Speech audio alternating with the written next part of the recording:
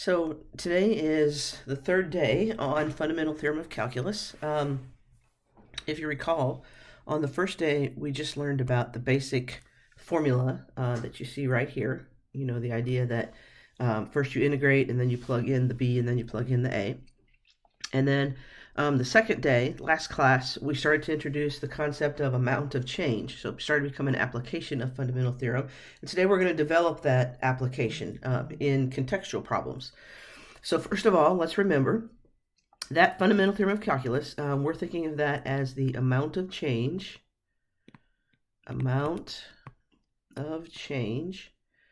and something to keep in mind, we're integrating the derivative, so it becomes the amount of change of the original.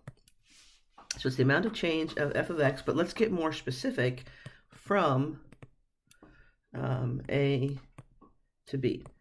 So it's the amount of change between those two endpoints. All right. The phrase that you'll hear me say quite a bit is if you integrate a rate, yes, that means derivative, but the application term would be that we're integrating a rate, you get an amount. And one way to think about that is to think about the units. So for example, if you integrate a rate that has units of miles per hour, it's going to take you back to the amount, and the units there would be miles. So for example, it would tell you the number of miles traveled from 0 to 5 hours, the amount of change of miles. And then if we want to make that be more generic, we could say, hey, when we integrate the velocity, yes, it takes us back to position, but a lot of times in contextual problems, position we think of as a distance traveled. Distance traveled. Okay? Which would be kind of like example 1. Now, with that in mind, let's skip down to the first problem on the homework page, which would be page 129. And look at number 1. It says 2 runners, A and B, run on a straight racetrack for 10 seconds. Okay? The graph shown, which consists of 2 line segments, shows the velocity of runner A. So this graph is all about runner A. And then it says the velocity in meters per second of runner B is given by this function. So this function is the velocity of runner B. So we have 2 different velocity functions. Okay, letter A says, find the total distance run. Okay, there's that distance phrase. So if we're trying to find like a change in distance from 0 to 10, right, an amount of change of distance, we're going to integrate from 0 to 10. And what do we integrate? We integrate the velocity. Well, since this is runner A, we're going to integrate this function in the graph. Now, I'm looking to see if they gave it a particular label. So I'll just say v of t. And you know what I think I'll do? I'll say v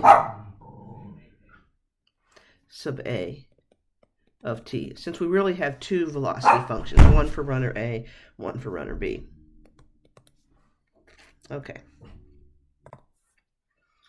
So in this case, if I wanted to find the velocity, well, I'm sorry, if I wanted to find the integral, well, since I have the graph, I could just find the area from 0 to 10. So I'm going to let you finish part A. I just wanted you to understand that when it says find the total distance, what we're doing is we're integrating the velocity.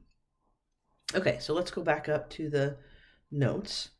We talked about the idea of integrating velocity and how that takes us to a distance traveled. And then just as one more example, if we integrate a rate that has units feet per second, that's going to take us back to an amount, and the units would be feet. Okay, so understanding those units helps us when we interpret a contextual problem. So look at number 1. This is a really common question that you would see on the AP exam, where it'll ask you to interpret the meaning in the context of the problem. And it's pretty commonly missed, but it's because students don't give enough information. So I'm going to tell you kind of specifically the 2 parts that you need to give. Okay, number 1 says, suppose that C of t represents a cost per day. All right, it's cost per day, so that's how I know it's a rate. Okay, even though they don't call it a derivative, since it's a rate, I know it's the derivative of something. All right.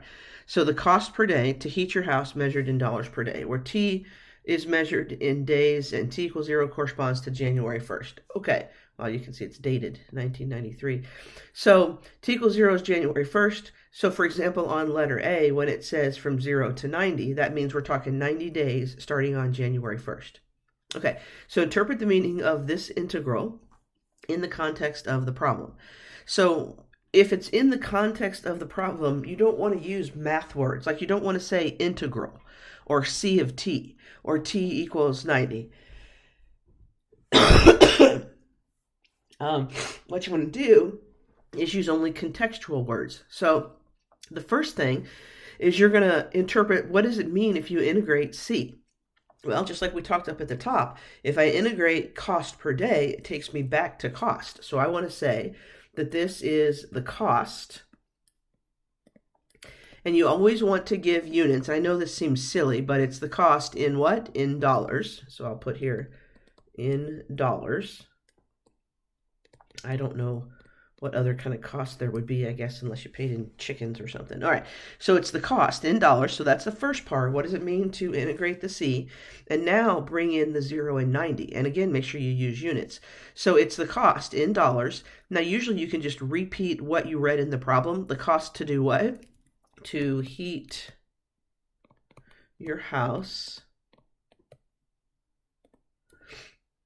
Okay, so it's the cost to heat your house, and now bring in the 0 to 90. So you could say for the first 90 days, for the first 90 days.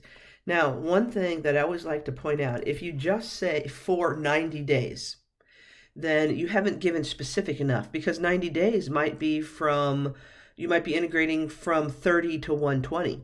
Or you might be integrating from 10 to 100. So you have to tell which specific 90 days. So when I say the first 90 days, that's how we know we started at T equals 0. Okay. Look at part B. Interpret the meaning of, you know what, before we do part B, let's go down and look at this formula at the bottom of the page. Formula for average value of f of x over the interval. So this is a formula to know the average value of f of x equals 1 over b minus a times the integral from a to b of f of x. Okay, and it is significant to note here, whatever you want the average value of, that's the function that goes inside. If I want the average value of f, I'm integrating f. If I want the average value of velocity, I'm integrating velocity. If I want the average value of volume, I'm integrating volume. So whatever you want the average value of, that's what goes in the integral. So when I look up at part B, it's very similar to what we did in part A, right? You'll notice this integral is exactly what we interpreted up here in part A. Remember, that was the cost to heat the house, meaning the total cost to heat the house for 90 days. So like if each month was, I don't know, if each month was around $100, that total cost would be about $300. Okay, but notice out in front, we're dividing by 90 minus 0. That's not some random number. Notice these, the 90 minus 0, those are the same as the boundaries, which is what happens down here on the formula. If you divide by the difference in the boundaries, it becomes an average value. Well, this is kind of like saying, hey, we paid a total of $300, and now we're going to divide by 90 days, so that's going to tell us our average cost. So when you see that out in front, you want to make sure you use the word average. So this is going to be the average cost per day. And once it becomes an average, so the average cost per day, because we divided by days, so it's the average cost per day. So the average cost per day. Now repeat the problem to heat your house for the first 90 days. Now, notice how I was saying down below, whatever you're finding the average value of, that's what you integrate. So does it make sense that since I had an average value formula for C, I was finding the average value of C. Well, what was C? C was cost per day. So it makes sense that we said the average. You could have said average value if you want. Same thing, average value of the cost per day. Okay. Okay, let's just look at one more example, and this is just kind of a little bit more generic. Notice it says if V of T is the volume of water in a reservoir, so just a big tank or something, if V of T is the volume of water, then its derivative, V prime, is the rate at which water flows into the reservoir. So it's kind of like there's this, I don't know, maybe there's a pipe, then water flows through the pipe into this big tank. Now, we're going to interpret the meaning of this integral, but let's give it some units because I want you to make sure you understand. It's important to always put the units, otherwise you won't get the interpretation point. So let's see, we're talking volume of water. So let's say we're talking gallons of water. Let's say we're talking gallons. It'll be our unit for volume. And over time, how about we say, I don't know, we'll say hours is our time. Okay, so I'm going to interpret the meaning of this. Well, I'm integrating it. V prime would be gallons per hour. So that's going to take me back to gallons. So this is going to represent the amount of gallons, or you could say the number of gallons. The number of gallons. Notice I'm using a unit. Gallons is a unit of water. Now, here's where you repeat the problem. What about the water that flows into the reservoir? Of gallons of water that flow into the, all right, res, how do you spell that? E-R-V-O-I-R. Okay, the number of gallons of water that flow into the reservoir, and now we bring in the time units. Well, so it's going to be from T equals 1 hour to T equals 2 hours. And it's okay to write it just like that. You can say from T1 hours, notice I'm using the unit hours, to T2 hours. Okay, so if I'm grading this on the AP exam, the first thing that they're going to do when they check this is they're first of all going to say, did they interpret the meaning of what they were integrating? And then that was right here where you said number of gallons of water. It was a number of gallons. It wasn't a rate at which gallons were flowing. And then the second thing is going to be, did they use units for both? Here's gallons, here's hours, and they had the correct time frame, and that it's only going to be worth 1 point, but you have to have kind of all those check boxes to get that 1 point.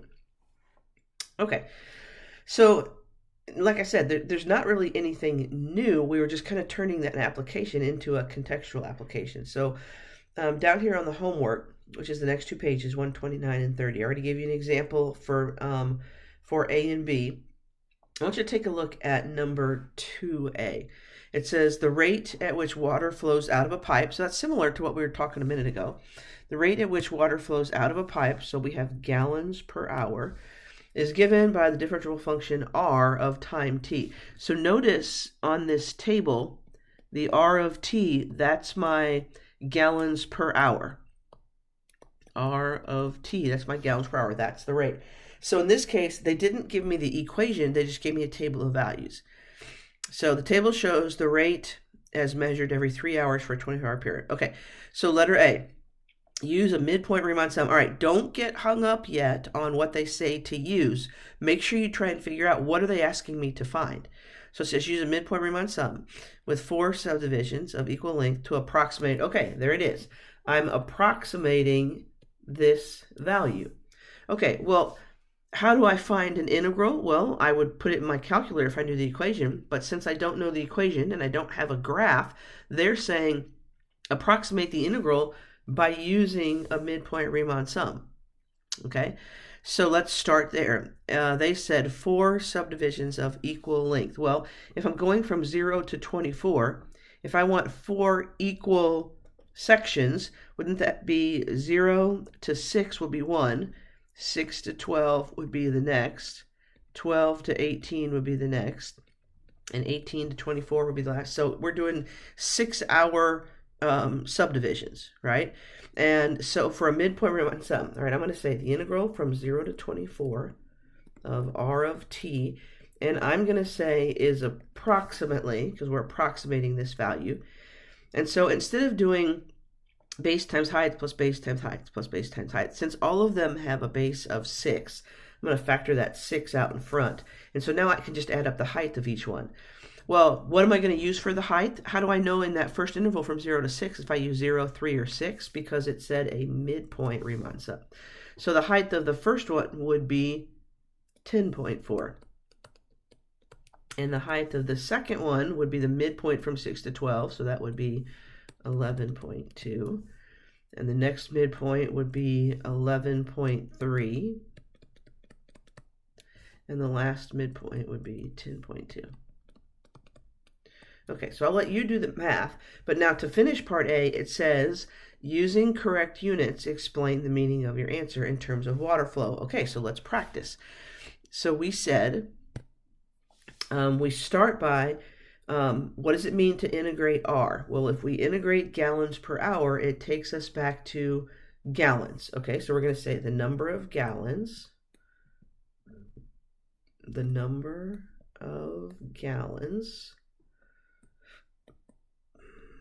Okay, and now you repeat what's said in the problem. Number of gallons what? The number of gallons that flow out of a pipe. And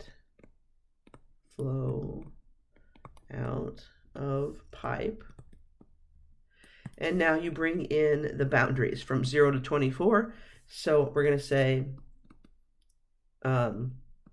for the first 24 hours,